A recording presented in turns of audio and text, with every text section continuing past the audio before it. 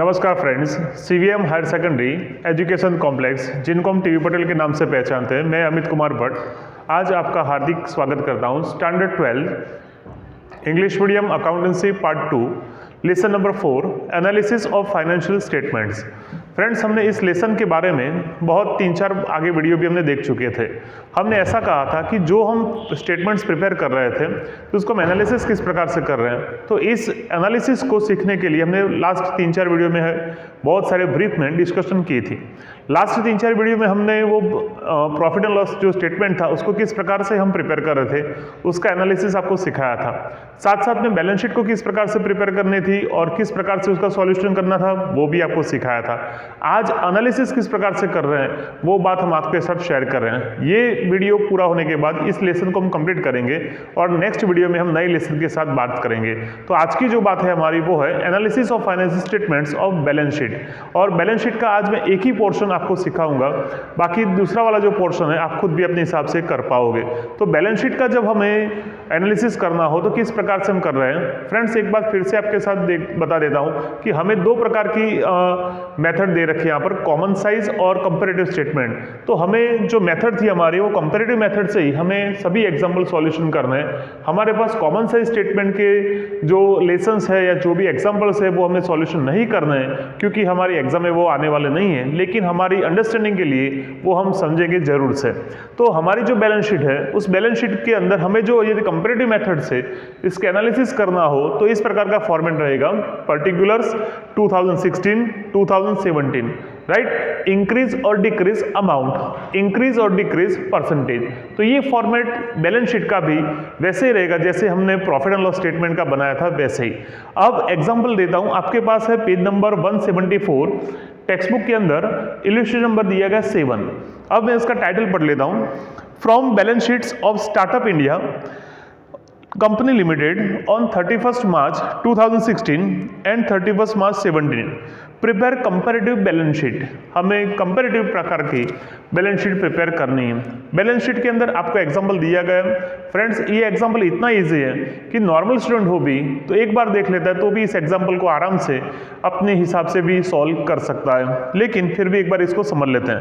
Balance sheet दे रखी है यहाँ पर, आप पूरी बैलेंस शीट को देख सकते हैं। यहाँ पर पहले जो दिया गया है इक्विटी एंड लायबिलिटी साइड, यहाँ पर फर्स्ट जो कॉलम है वो 2017 है और सेकंड कॉलम जो दिया गया है वो 2016 है। तो फ्रेंड्स, हमें ऑलवेज याद रखना है कि पहले हमें 16 लिखेंगे और फिर बाद में 17 लिखेंगे, यानी जो पहला जो पास्ट ईयर है वो पहले लिखना है और करंट ईयर जो दिया गया है वो हमें बाद में लिखना है। तो जैसे दिया गया है वैसे हम एग्जाम्पल को स्टार्ट कर रहे हैं सॉल्यूशन करने के लिए। इक्विटी एंड लायबिलिटीज जैसे कि दिया गया है वैसे हमें कॉपी करना है और कुछ भी करना नहीं है, खुद का दिमाग भी यहाँ पर कुछ लगाना नहीं है। बहुत ईजी एग्जाम्पल से इसको हम सॉल्यूशन करते हैं। इक्विटी एंड लायबिलिटीज, उसके अंदर नंबर दिया गया 1, शेयर होल्डर्स फंड जैसे दिया गया है वैसे ही लिखना है, जैसे टेक्स्ट बुक में वैसे मैं इसको लिख रहा हूँ पर। उसके अंदर भी पहले दिया गया शेयर कैपिटल, अब शेयर कैपिटल के अंदर भी दिया गया वैसे ही।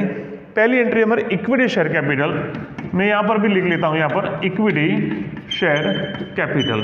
फ्रेंड्स, इसके अंदर मैंने कुछ भी नहीं किया, जो एग्जाम्पल में था वही मैंने यहाँ पर कॉपी कर दिया है। इक्विटी शेयर कैपिटल 16 के अंदर दिया गया 10 लाख, ठीक है, और 17 में दे रखा हमें 12 लाख, राइट। अब देख सकते हो एग्जाम्पल वही जैसे लास्ट किया था वैसे ही इसको सॉल्यूशन करना है।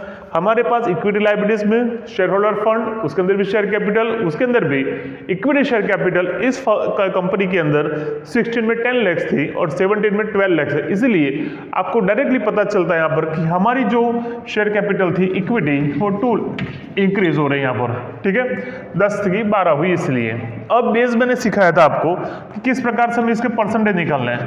10 लाख हमें दिया गया हमें, ठीक है, और उसको हमें मानना है हमें 100, ठीक है। तो 2 लाख प्रतिशत कितने लिख लेंगे, 10 लाख इज इक्वल 100, 2 लाख पर कितना हो सकता है हमारे पास, 2 lakh multiply 100 divided by 10 lakh करते हैं, तब हमें इसका परसेंटेज मिलेगा।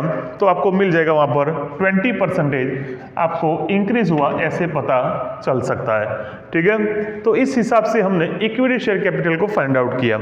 अब सेकंड दिए रखा है हमारे पर प्रेफरेंस शेयर कैपिटल, अब प्रेफरेंस शेयर को भी वैसे सॉल्व करना है जैसे हमने पहले किया था। यहाँ पर 16 में भी 5 लाख है हमारे पास और 17 में भी 5 लाख।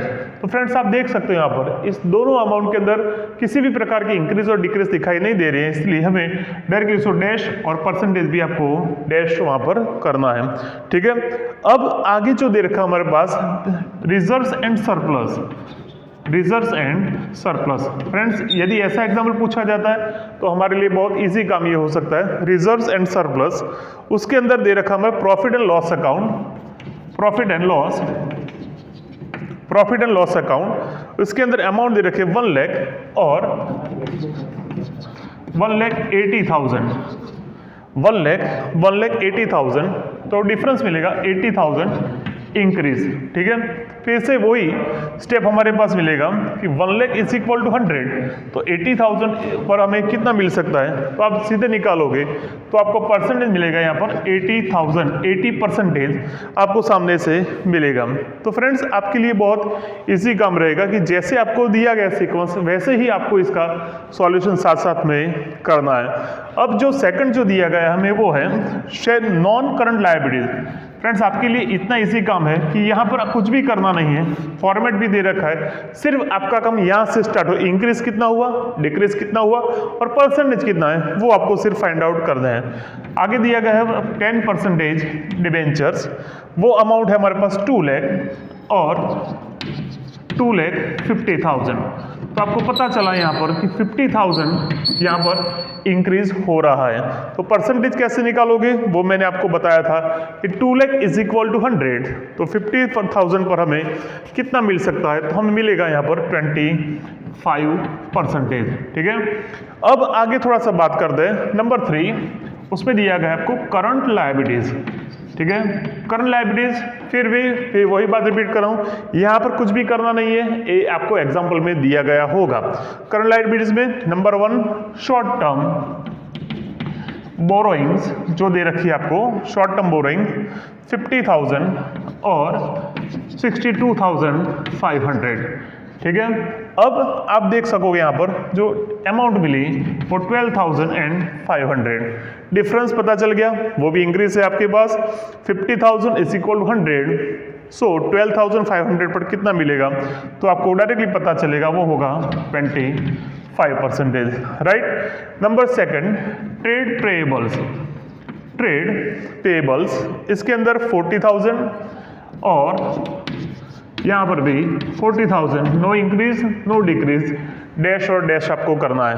और लास्ट एंट्री जो दे रखे हैं यहाँ पर शॉर्ट टर्म प्रोविजन आपको दे रखा है यहाँ पर, वो 60,000 और 72,000 यहाँ पर दे रखा है। तो डिफरेंस होगा आपका 12,000। तो डिफरेंस से हमें पता चला परसेंटेज भी कितना मिलेगा आपको, 20% आपको मिलता है। तो ये सब एंट्री आपको दे रखी थी। आप इस सब का टोटल करोगे तो आपको करना भी नहीं है, वो भी आपको एग्जाम के अंदर आंसर में सॉल्यूशन करने के लिए ऑलरेडी वहाँ पर दे रखा होगा। 23,04,500 डिफरेंस, 3,54,500 और परसेंटेज भी 18.18 आपको मिलता है यहाँ पर। तो यहाँ पर हमने जो आज बात की वो इक्विटी एंड लायबिलिटीज के रिलेटेड ये था। फ्रेंड्स अभी एग्जाम्पल आगे कंटिन्यू हो रहा है, अभी इक्विटी और लायबिलिटीज के साथ साथ अभी यहाँ पर और असेट साइड भी आपके साथ अभी कंटिन्यू चलती चलेगी। लेकिन ये सिंपल एग्जाम्पल आपके साथ इसलिए शेयर किया कि यदि अभी बोर्ड की एग्जाम में ऐसे पूछा जाता है तो हमें इस एग्जाम्पल को अच्छी तरह से सॉल्यूशन करना है। तो अभी जिस प्रकार से इक्विटी लायबिलिटीज को सॉल्व किया तो वैसे ही हमें असेट्स को भी आगे लिखकर वैसे ही सॉल्यूशन करना है। आपके लिए इंपॉर्टेंट बात ये है कि ये सब मैटर चाहे पर्टिकुलर्स हो, 16 हो या 17 हो, वो सभी आपको एग्जाम के अंदर दी गई होगी। आपका काम क्या है, सिर्फ इंक्रीज और डिक्रीज अमाउंट और परसेंटेज में फाइंड आउट करना है।